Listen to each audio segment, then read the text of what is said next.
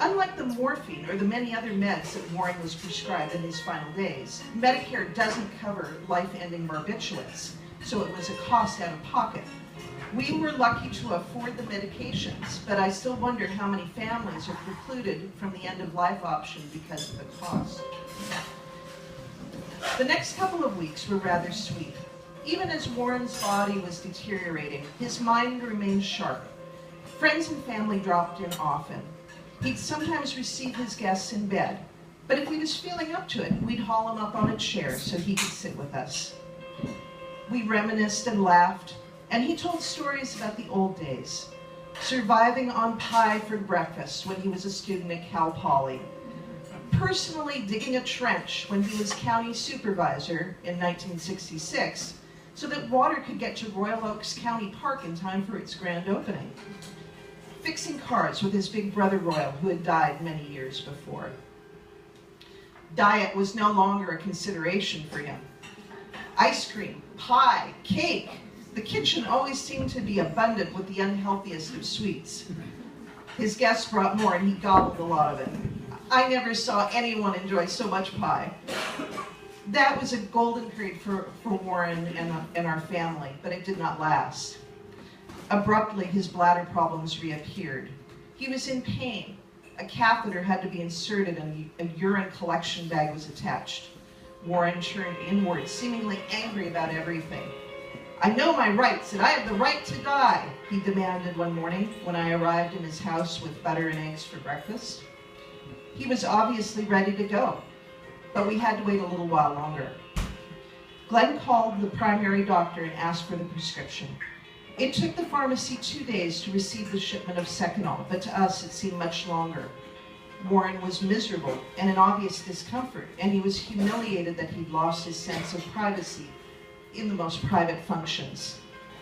But he resisted the morphine prescribed by hospice because he knew the state law required him to be of sound mind when carrying out the option.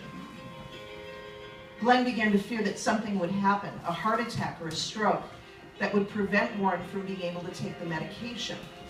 If Warren was no longer conscious, he would be unable by law from carrying out his final wish.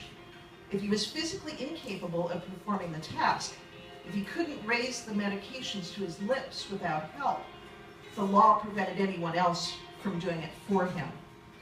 Those final few days were dreadful. On September 1st, Glenn picked up the prescription at Prindale CVS.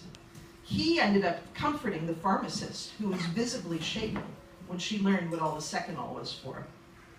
The next day, we prepared ourselves for the task at hand. The thing is, you can't just swallow 50 capsules. So 2 caregivers who happened to be neighbors and longtime friends took the job of opening each capsule and dumping the contents into a cup.